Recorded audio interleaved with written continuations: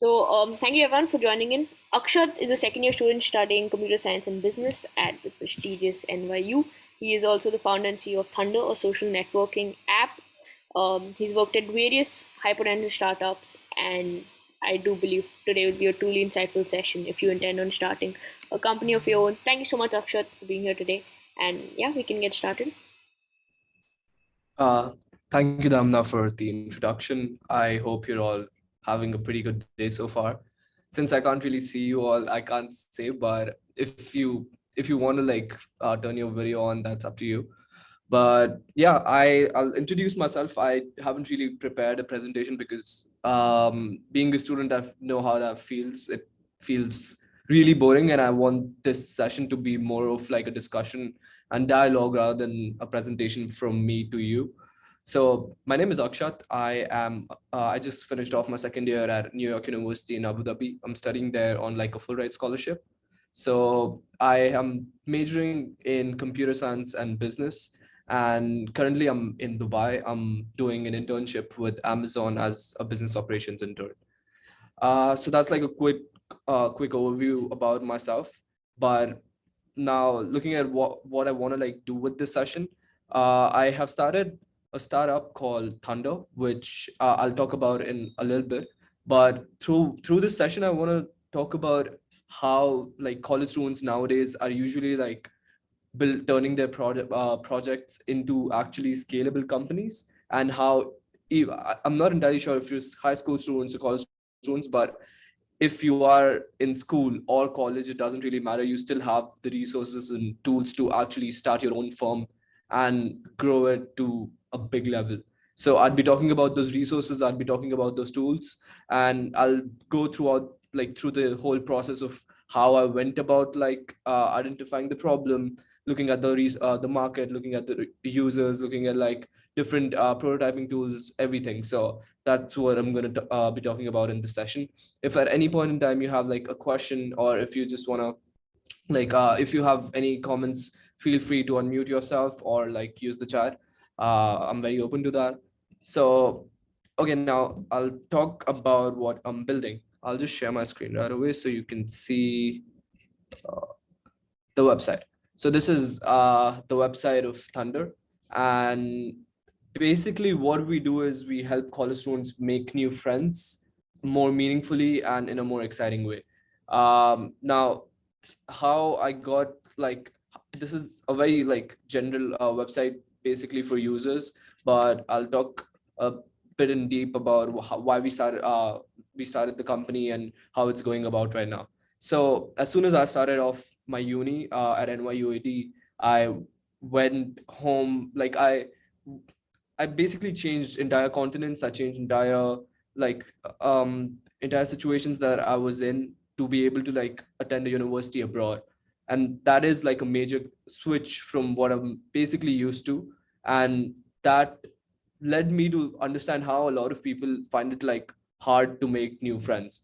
It took me like it took me about 2 or 3 months until which I was like still looking for friends who I can entirely rely on, or friends who actually I like would call close.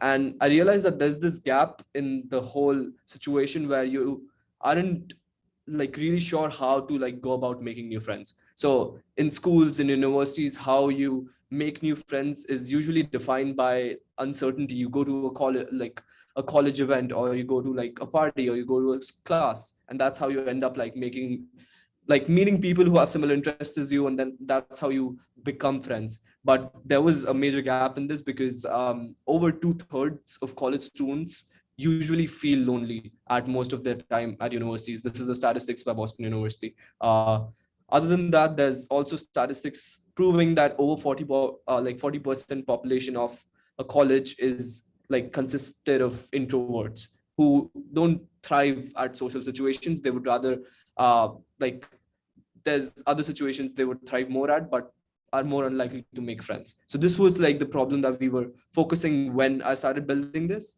Now this like to solve this problem, we created Blind, which was like the initial iteration of Thunder, which was basically a blind messaging portal where you get matched to someone from the same universities based on your interests, And after you talk for about 48 hours, you can decide to either reveal if you felt a connection or pass and get matched to someone new. This was the very initial iteration of what we were planning to do.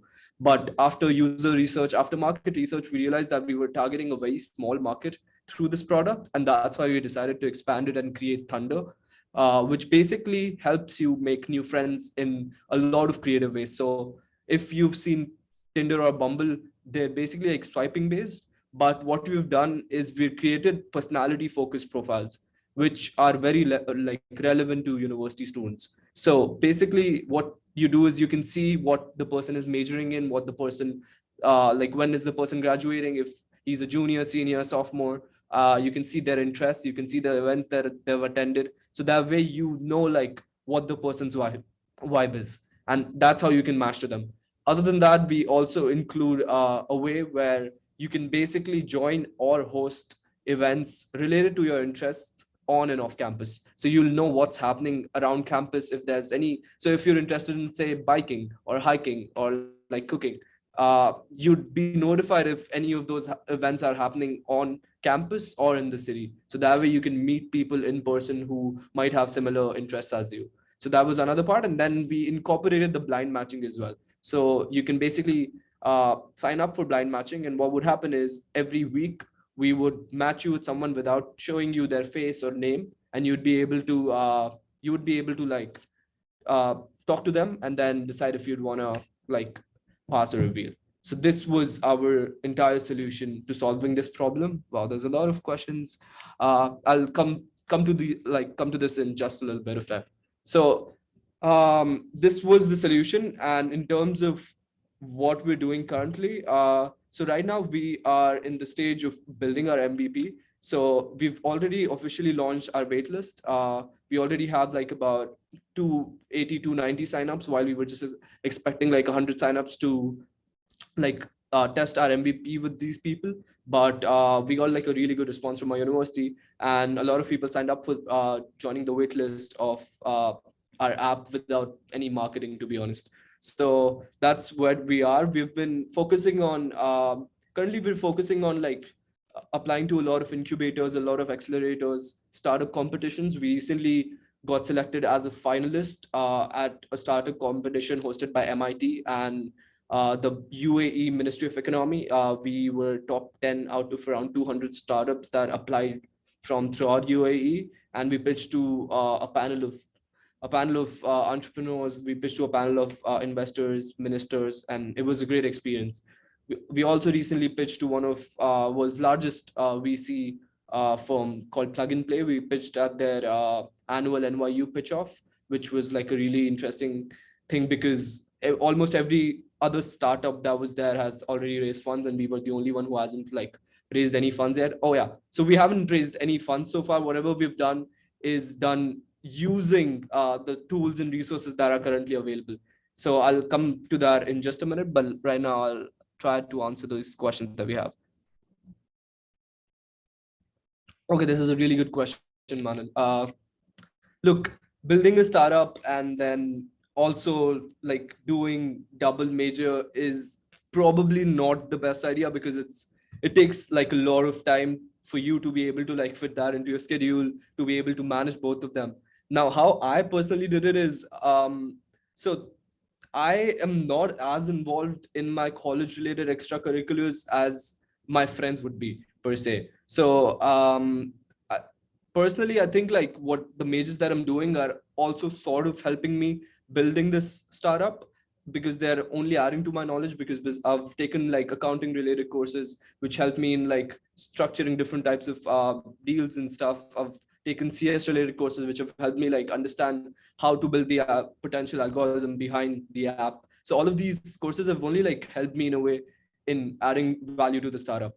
But managing them is hard at first, but once you're able to like plan everything, which I think is the key to this, you'll have to like plan how much time you're going to spend every day. You'll have to first introspect on how you're spending your time every single day, how much time you potentially want to give to your studies, how much time you potentially want to give to a startup if you start one.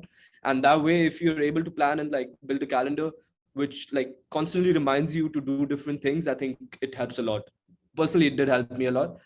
uh, Saying this, I also want to acknowledge that it's really, really important to like take off time for yourself, because academics in itself would stress you enough, and then like trying to build your own project on top of it is going to take a lot of energy out of you. So personally, when even like during universities, what I tried was to finish all the work during the weekdays and keep the like weekends free from myself, so that I can do things that I that would like take stress off of my head in a way. So that's how I tried to like manage the entire thing. Alisa asked, "Do you have an MVP?" We don't currently have an MVP. We're still in the process of building one, but we already have. If you go to the website, you can see that we already have like snapshots of the app, like prototypes basically. So we've designed the UI UX of the app, and we're in process of actually developing and converting it into an app. Can you touch how you address the B2C when you started? Also, that is a good question. It's basically I'm pretty sure you're talking like you're asking about what we're doing with the business model for the app. I'm not entirely sure if I can like share that out like loud, because that might be just like confidential information. But I think it's we've been focused at building communities. I can't directly answer if we're how we're like planning to make money, because that might be confidential. But what we're focusing on is to build communities on universities so that we can expand like Facebook did. So Facebook started from Harvard, and then Mark Zuckerberg's friends basically spread it to their own universities, and that's how like a whole phenomenon began. And that's what we're trying to like have an organic growth rather than like a highly marketed growth. So that's how we're planning to generate money in like very loose terms. How did you market Thunder? What's the marketing strategy? So right now we're not marketing Thunder at all. Right now we're focused on like the next steps for us is that we'd be basically building an MVP. I'm still looking for team members who can help me, because it's going to take a lot of time since it's just two of us on the team right now. I'm the CEO, so I handle like the business side of it, but my CS background also helps me understand like design and algorithm, but I'm not experienced in app development. And that's why I'm also like looking for potential app developers through LinkedIn. If any of you like might be interested, just reach out to me. I'd be happy to hear out if you're interested in app development. But we've not marketed Thunder. What we did to actually gain the initial waitlist users is we had like a demo video of how the app would work, and we just shared it on our group chat, like our college group chat. That's all. And that's how people got to know about the app, and they just like they want to sign up. uh, this product isn't launched soon. We're hoping we would launch it in a timeline of about 4 to 5 months if everything goes according to plan, but that's what we're looking at. How do you manage your studies, extracurriculars, and your startup? I think I've like sort of touched on the question, but I wasn't really involved with like a lot of extracurriculars that my friends probably did. Like I am not really interested in like student government. I'm not really interested in uh, like being on the executive board of like extracurricular clubs. That's not something that interests me, and that's maybe how I ended up saving time. But if it is something that interests you, then I would definitely like ask you to look into that.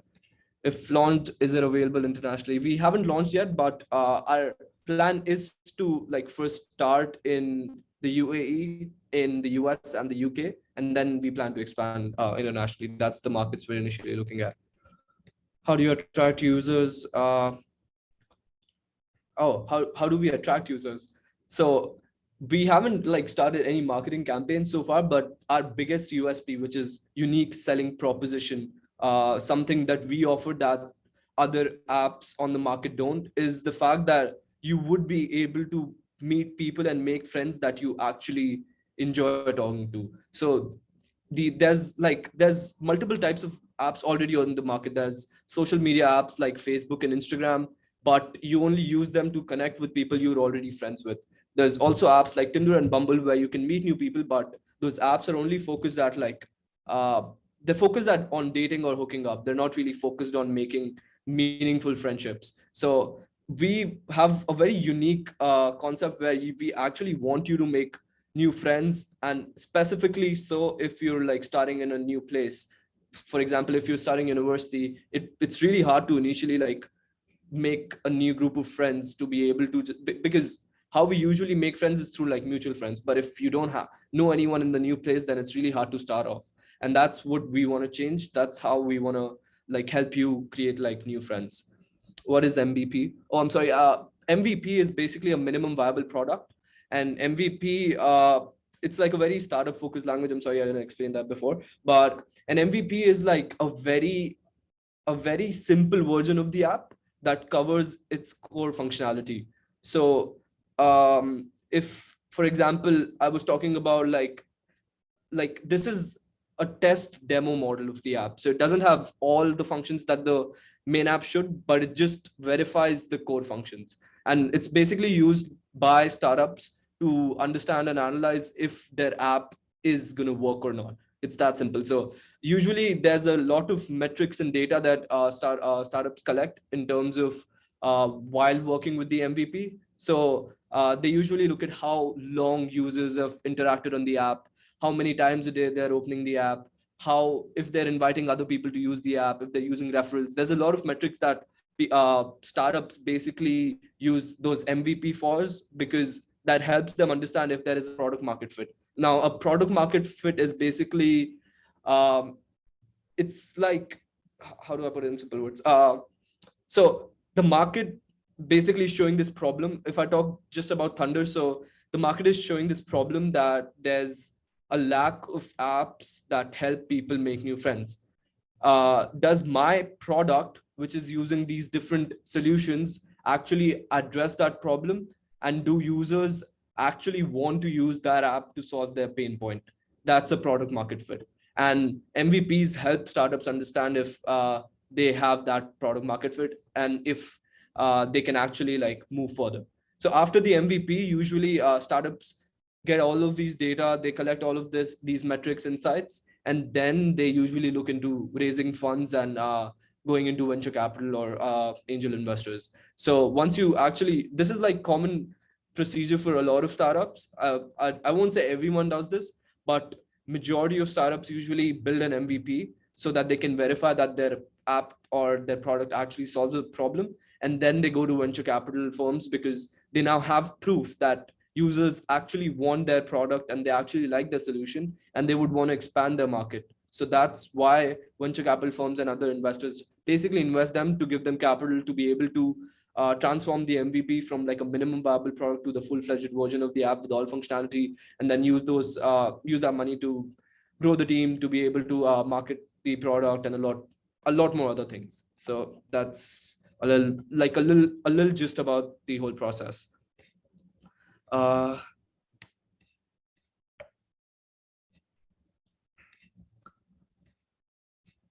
um, oh, that's okay. So I've already answered a lot of these other questions.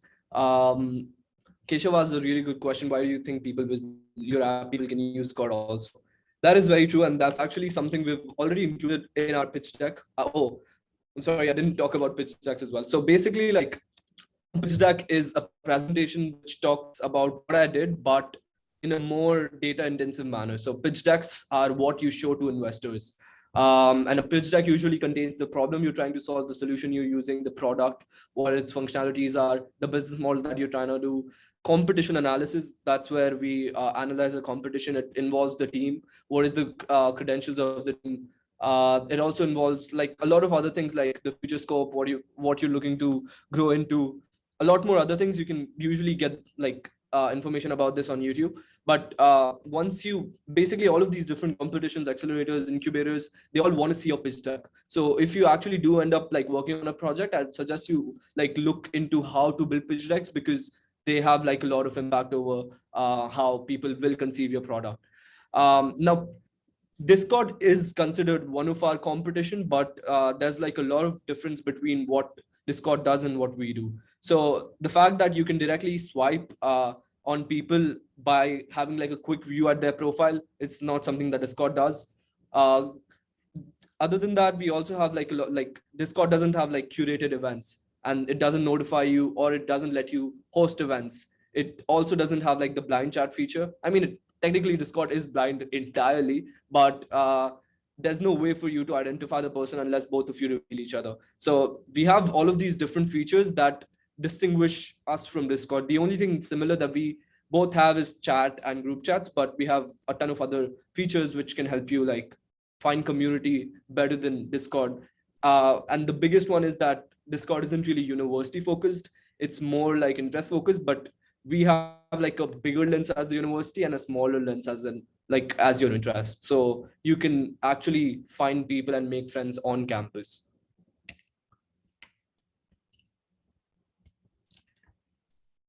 Mm. Another question is, how could you get members for your startup? That is a really good question, and I'm still figuring this out because I started working on this idea about, I'd say around, uh, I would say a solid like 10 months back. And initially it was just me because I've been like I've worked on different projects throughout high school. I've like been part of different startup competitions, been part of different events, conferences and stuff. And I had a little bit of an idea of how to like get started. And there's a lot of books that I would recommend that you can like look at, or just like there's a lot of podcasts that you can listen which would give you a better idea of how to like get started towards building your project. But I had a little bit of an idea, so I got started. I identified this problem. I did like different research. I interviewed about 60 people on campus before I was sure that this is a problem. And all of them felt, not all of them, I'd say around majority of them, around 84% of them felt that this is a problem that a lot of people face and there should be a solution, and the solutions already on the market don't work. After that, I looked into the solution, how to build that. We had different iterations. First, we had this app which focused on blind chatting. We pivoted to an app which focused on a lot more holistic way of actually helping you make friends. So throughout this whole process, I felt that it could be isolating at times if you don't really have a team. But I was constantly looking at different people who might be interested to join the startup. But the thing is, it's not really like it's not direct to be able to actually find team members for a startup. So you first have to look at people you know. Now, out of them, who do you think would complement your skill set? So I was more towards the business end. That's why I was looking at someone who had a more technological or technical background, who could actually help me build the app and everything.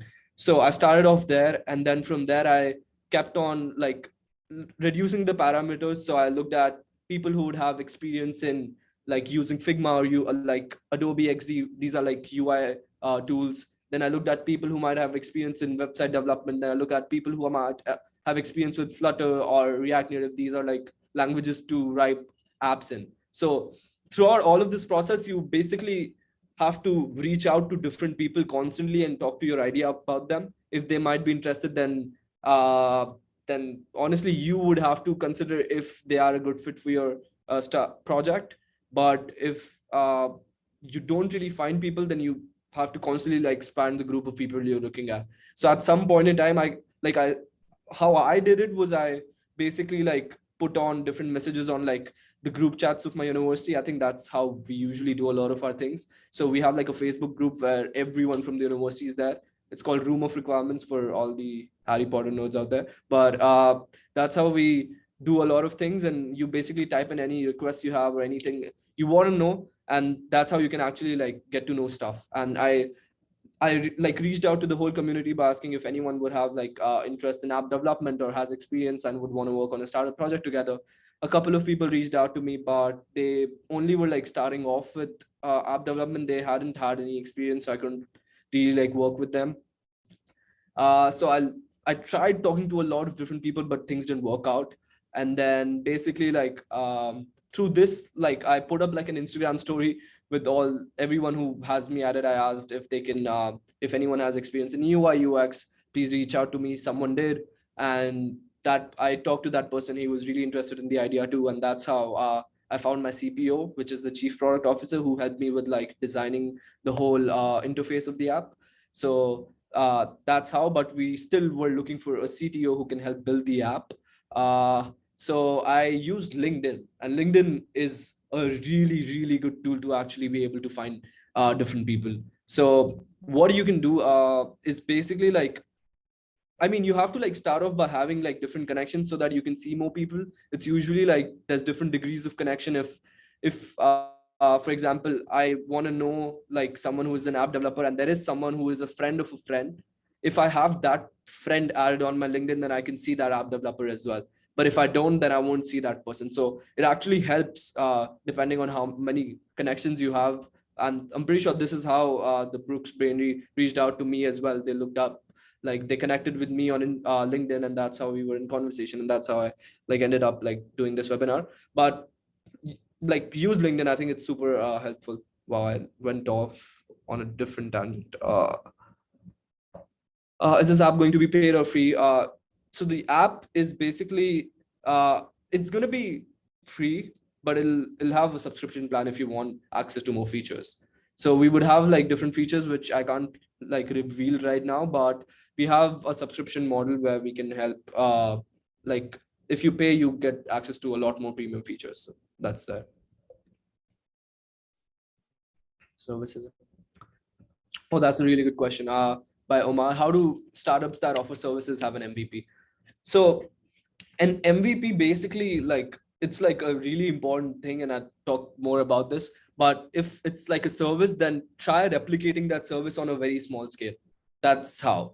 So in a way, if you wanna like uh, the most random example that's coming to me. So if you want to like start a second-hand car company, which is going to be like, which you want to basically connect a user who wants to sell his car to another person who wants to buy a car, how would you do that? So to be able to build an MVP for that version, you can basically use any simple tool like say WhatsApp and create like a Google form. So for if anyone wants to like sell their used car, they fill up that form. If anyone wants to buy a used car, they can fill up that form, and you have all of these contact information. And if someone basically like creates a request, you as a manual mediator texts like you like text to both the person who wants to sell the car and the person who wants to buy a car, and that's how you can like look at how you this business would work and if people are actually interested in you being the mediator.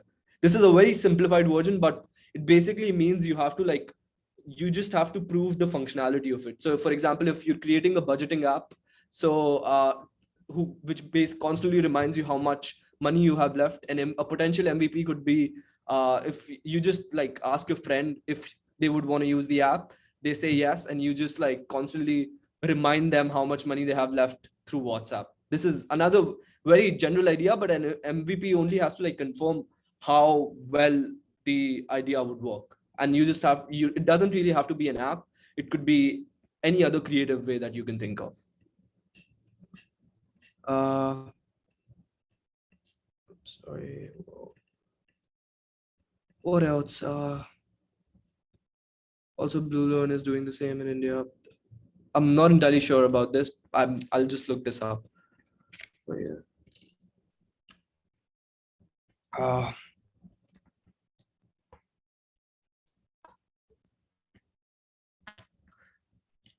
wow, when did you get this initiative? How old? What kept you going? I started working on this when I think I was 19. What kept me going was I don't know, to be honest. Since I was always involved with different sorts of projects, I genuinely enjoy doing something on my own, because I don't know, just studying in academics don't really give me a sense of fulfillment, because I don't really have control over the outcome of what I'm doing. I mean, the outcome would like be I got good grade or I didn't get a good grade, but that's not what I enjoy. But here, like if I am working on a project that I feel very passionate towards, I control the outcome in ways I invest my time in, and I think that gives me a lot of power about what I would want to do with my life, and that way it always keeps me motivated to work on independent projects. And usually, like in high school, I was working on a lot of projects at the same time, but once you're in college, you realize that you don't really have a lot of time to work on different things. So you have to prioritize and work on things that you feel the most passionate towards. How did you build the website for the startup WordPress? No, actually, we recently revamped the website and we built this using Wix. It took me about 9 or 10 hours, but I mean, we used Wix as like a medium, but we didn't really use any of the templates. We built it from scratch, but that's how we created the website. Mm, okay. I'm sorry, like a lot of you guys have like reached out to me as a direct message. I'll just put in my email address in the chat, and please reach out to me via the email, and maybe we can talk about different things there. That's my email address. And okay.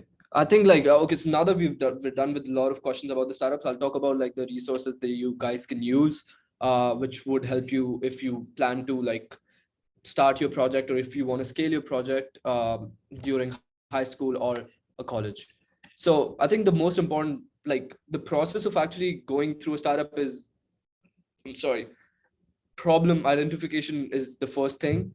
You have to identify a problem around you. And I think the best way to know if that problem is worth your time or not is a problem that most startups like actually solve does one of three things. It's either like it either saves you money, it either saves you time, or it either saves you effort. If you think of any startup, whatever they're doing one of these three things. So basically, you in a way you're providing people with what they need. So that's how you can make a profit out of it. If you're not like doing one of these three things, it's really hard to make a profit. So that's something you can keep in mind.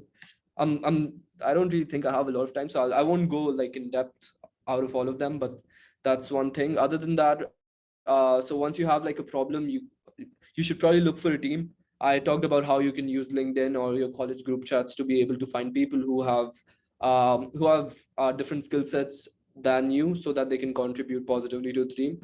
After this usually comes market research. So research about what problem you're trying to solve, research the statistics, how many people are actually facing that problem.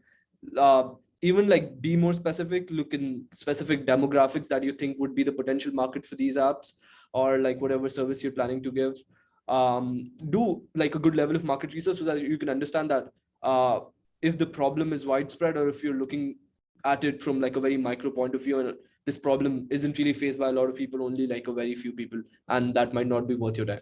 So look at those things. And after market research would usually come user research, which would mean like understanding if the users actually would want to use your solution to like to solve this problem. So user research would it could involve surveys, it could involve like interviews, face-to-face interviews, or like Zoom call interviews, or just like Google Forms as a survey.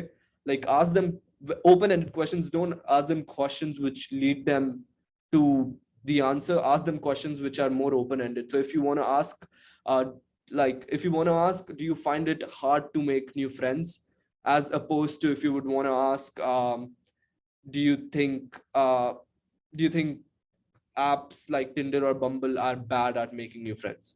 So if you look at both of these questions, the first question is more open-ended, while the second question is like very focused at giving you insights. So ask more like open-ended questions so that you can understand the problem better, rather than like giving or feeding them a solution.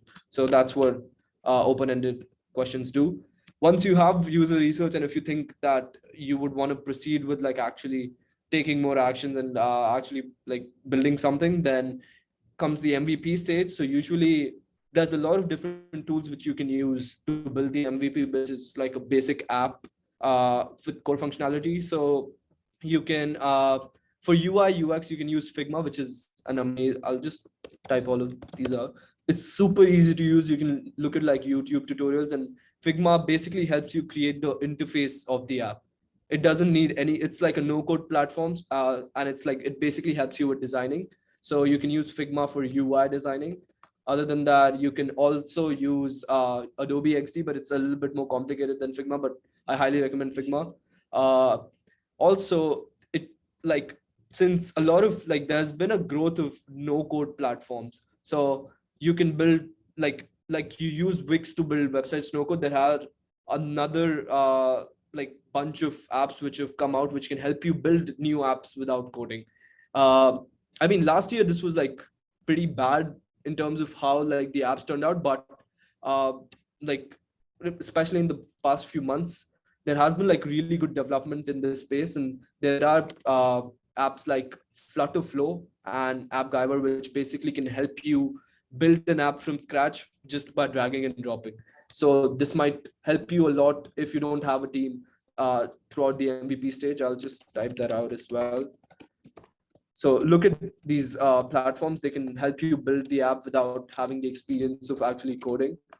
So that way you can actually create an MVP without needing someone who knows how to code, and that's how you can like verify your product. So that's there. Other than that, after you build the MVP, you need like a bunch of people who would want to test it, so that you can get the initial insights and see if people are actually enjoying using the app, how often are people coming back to the app, if they are actually referring other people to the app. So all of these metrics help you understand if your app is actually solving the problem that it wants to solve. And after that would come the stage of fundraising. So what this is like, so there's no like correct method of like building a startup. This is what I feel is usually more streamlined, and it helps more by understanding the market and the app. But you there's no direct like or one way of approaching like startups. Someone might tell you to like raise funds before building an MVP. That also happens. Someone might tell you to actually build a full scale app and then raise funds. That happens as well. So there's no like direct way of doing it. But this is just this is the way I feel works well, and that's why I'm talking about that. So after you've done testing, that's when I feel is like an ideal time to raise funds. And once you're able to actually like once you have a good amount of data, you can build the pitch deck. You can go to different incubators are programs which basically help you get connected to different resources. They help you get connected to different clients. They give you access to a lot of different stuff in exchange for like usually like zero to like a very low amount of equity. So they won't charge you money, but they might charge you equity, and they give you like a lot of different resources and mentors in return, so that they can guide you throughout the whole process. Accelerators are the same, but they're incubators are for like early stage startups, while accelerators are for more grown startups. And there's also a lot of different fellowships and grants that you can find, I'm pretty sure, in a lot of different countries, which can help you like which can help you get off the ground quickly. If you I think personally, like, to build the MVP, if you don't find a co-founder, another way you can look at it is through like outsourcing the development. So usually there are a lot of different software firms which would be ready to build your app in exchange for money. So you can do that if you end up like raising funds, or if you end up winning competitions or raising grants. So that way you won't really have to put your own money, and you can use those like grant funds to be able to like fund your MVP. But it doesn't really happen that often, because you can't really win a competition at your MVP stage. It's really hard, since other competitors would already have done their due diligence and their research. But I honestly think it's still possible. So if you look into that, then I also think that might be helpful. So I think I covered like all stages. I think that's it, to be honest. If you have any other questions, you can reach out. Also, like, I didn't really talk about my journey to New York University, Abu Dhabi, but I was informed that there's like other people who are going to talk about like US university admissions and everything. But if you're interested to hear about like what my extracurriculars in high school were, or if you want to know like what my essays were, I have like a YouTube channel where I've posted a lot of these videos. You can look at that. I'll type out the channel name. So you can look at these videos. I've talked about my college application in high school. My channel name is Akshat, and I hope you find them useful if you want to look at them. I think that was it. I hope that helped. That was like a lot of information for you, I'm pretty sure, in like a very brief moment of time. If you have any other questions, I've left my email. You can email me there. If you would want to like get some help, or like just want my point of opinion, I would be very open to help you as well. I hope that helped. And yeah, all the best for like your college, and all. If you decide to like go on a startup journey, all the best for that as well. I had a pleasure talking to you guys. And if you want to be in touch, I'd be happy to. Thank you.